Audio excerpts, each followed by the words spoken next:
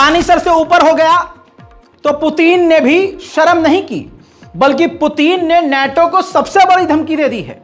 War update में सबसे बड़ी जानकारी आपके सामने लेके आया हूं। तमाम चीजों को एक तरफ रख दीजिए, अभी तक की ये सबसे बड़ी खबर वॉर अपडेट का एक समझ लीजिए ब्रेकिंग न्यूज आपको दे रहा हूं। नाटो प्लान कर रहा है और यूरोप के कई देश प्लान कर रहे हैं कि F-16 फाइटर जेट यूक्रेन को दे दिए जाएं। अमेरिका और तमाम देश चाह रहे हैं कि जल्दी से जल्दी F-16 विमान यूक्रेन को दे दिया जाए। अब रशिया इस पर पूरी तरह से एक्टिव हो गया। रशिया ने कई धमकी दी थी लेकिन उसका असर नहीं हो रहा था, तो व्लादिमीर पुतिन ने जो अब धमकी दी है उससे पसीने यूरोप के छूटना जरूरी हो चुके हैं, क्योंकि रूस के राष्ट्रपति व्लादिमीर पुतिन ने कहा है कि यूक्रेन को छोड़ो, नाटो के किसी देश पर फॉरेन एयरबेस पर अगर F-16 विमान दिखा और उस F-16 विमान ने वहां से उड़ान भर के हम पर कोशिश की कार्रवाई करने की, तो याद रखना उड़ान भरने से पहले हम फॉरेन यानी यूरोप के नाटो के जो एयरबेस हैं उस पर हमला कर देंगे। यानी वर्ल्ड वॉर 3 का ऐलान व्लादिमीर पुतिन ने डायरेक्ट कर दिया है। उधर मेरे दोस्तों बड़ी खबर यह, यूएई के प्रेसिडेंट ये देखिए व्लादिमीर पुतिन से मिलने के लिए रशिया पहुंचे। उन्होंने व्लादिमीर पुतिन से कहा कि हम पर बहुत प्रेशर है, आप जैसे तैसे कुछ भी कीजिए, बातचीत करके ये जंग खत्म कीजिए, किसी भी तरह से कीजिए, बातचीत करके जंग खत्म कर दिए। ये रिक्वेस्ट की है यूएई ने, और साथ में ये भी कहा है कि हम रूस के साथ अपने रिश्तों को और मजबूत करना चाहते हैं। उधर एक सनसनीखेज खबर आई है कि भारत के एक अधिकारी अपनी टीम के साथ अचानक से रशिया के सेंट पीटर्सबर्ग में पहुंचे हैं। भारत रशिया से बड़ी मात्रा में कोयला खरीदना चाहता है, और भी ज्यादा मात्रा में, और भारत उसको स्टॉक भी करेगा और हो सकता है बेचे भी, जैसे तेल के साथ कर रहा है। तो भारत पूरी तरह से रूस की दोस्ती का फायदा उठा रहा है। जंग के इस हाल में यूक्रेन में हर आदमी, आधिकारिक आदमी, सरकारी आदमी करप्ट हो गया है। ध्यान से यूक्रेन के कोर्ट की सुनवाई को देख लीजिए। सुन नहीं सकते क्योंकि आप समझ नहीं सकते।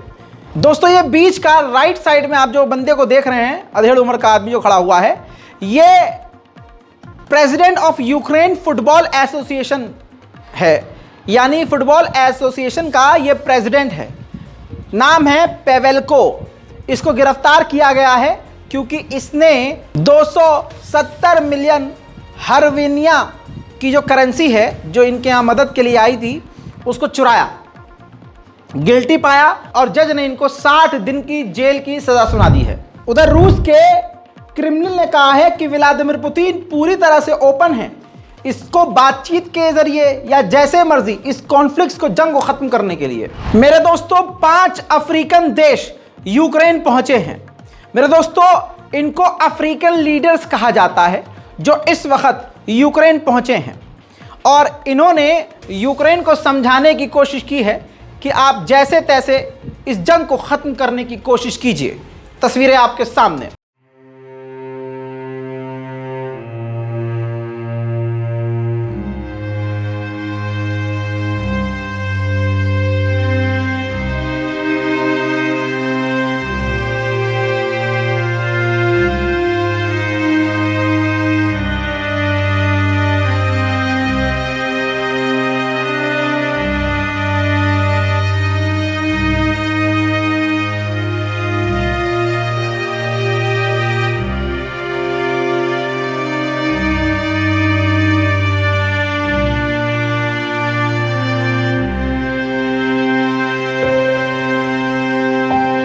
आपने देखा अफ्रीकन लीडर से किस तरह से मुलाकात करी है। अब आप सुनिए कि अफ्रीकन लीडर की भी कोई इज्जत ज़ेलेंस्की ने नहीं रखी। ज़ेलेंस्की ने साफ इनकार कर दिया कि मैं किसी तरह का कॉम्प्रोमाइज़ नहीं करूंगा, बल्कि व्लादिमीर पुतिन से बात ही नहीं करूंगा। अब यहां पर समझिए, जब आप अंधा पैसा पूरी दुनिया से पाएंगे, आप क्रोनोलॉजी समझिए इस बात को, अंतरराष्ट्रीय क्रोनोलॉजी है ये। आपको अंधा पैसा पूरी दुनिया देगी, एक से एक बेहतरीन हथियार देगी, रहने सहने की आपको कोई दिक्कत नहीं होगी, पूरी दुनिया से सिंपैथी मिलेगी, और आपके देश में चुनाव भी नहीं होगा। लंबा, जब तक जंग चल रहा है लंबा आप टिके रहेंगे। तो अगर मैं भी राष्ट्रपति होऊंगा तब भी मैं यही चाहूँगा जैसे ज़ेलेंस्की कर रहा है कि कॉम्प्रोमाइज़ हो ना हो, ससुरा चलता रहे। उधर रूस के हथियारों का भरा हुआ ट्रक मैदान जंग की तरफ फ्रंट लाइन पर भेजा जा रहा था, लेकिन यूक्रेन की नजर पड़ी और यूक्रेन ने उस ट्रक को ड्रोन के जरिए उड़ा दिया। तमाम हथियार तबाह हो गए।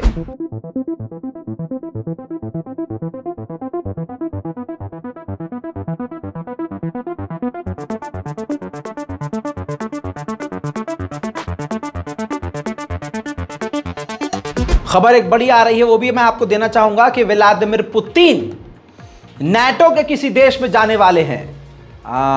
वो देश कौन सा है? तुर्की। जी हाँ, तुर्की पहुंचने वाले हैं और कब पहुंचेंगे इसकी जानकारी नहीं है, लेकिन बातचीत चल रही है। रजब तैयब एर्दोगान से मिलने के लिए व्लादिमीर पुतिन खुद तुर्की जाएंगे। रूस के शहर बेलग्रोड में ड्रोन हमला हुआ, उसके बाद बिल्डिंग में आग लग गई।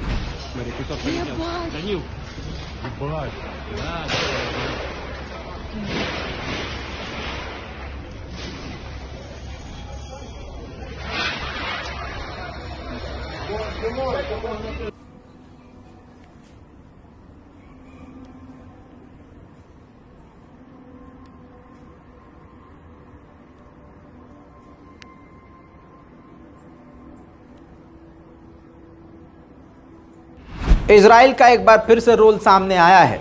जर्मनी ने अपने लगभग 64 पैट्रियट मिसाइल यूक्रेन को देने का फैसला किया है। पैट्रियट मिसाइल कोई अपनी ताकत यूक्रेन को दे रहा है, तो दोस्तों इसमें इजराइल का रोल है। इजराइल ने पीछे से कहा है हम आपको अपना एरो 3 डिफेंस सिस्टम दे रहे हैं, आप यूक्रेन को अपना पैट्रियट 64 मिसाइलें हैं पैट्रियट की, वो दे दीजिए। खेल बहुत बड़ा चल रहा है अब।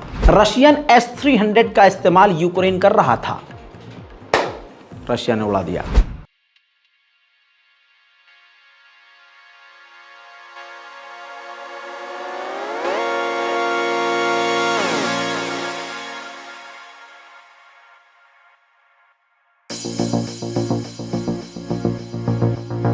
बड़ी खबर व्लादिमीर पुतिन ने दी है।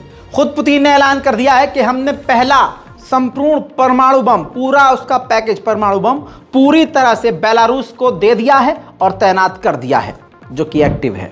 उधर स्वीडन भी कूदा है रूस के खिलाफ। स्वीडन ने ऐलान किया है कि हम यूक्रेन के पायलट्स को JAS-39 ग्रिपन फाइटर जेट उड़ाने की ट्रेनिंग देंगे। अमेरिका के हथियारों का इस्तेमाल करके जमीन के नीचे जो रूस ने यूक्रेन में बम बिछाए हैं उसको तबाह कर रहा है यूक्रेन। किस तरह से? ऐसे।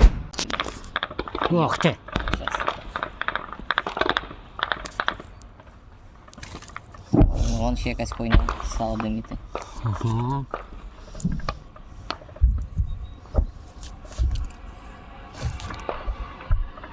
Ще один. Ага, вон там теж димову в'їбали. Спушка на 12. Угу.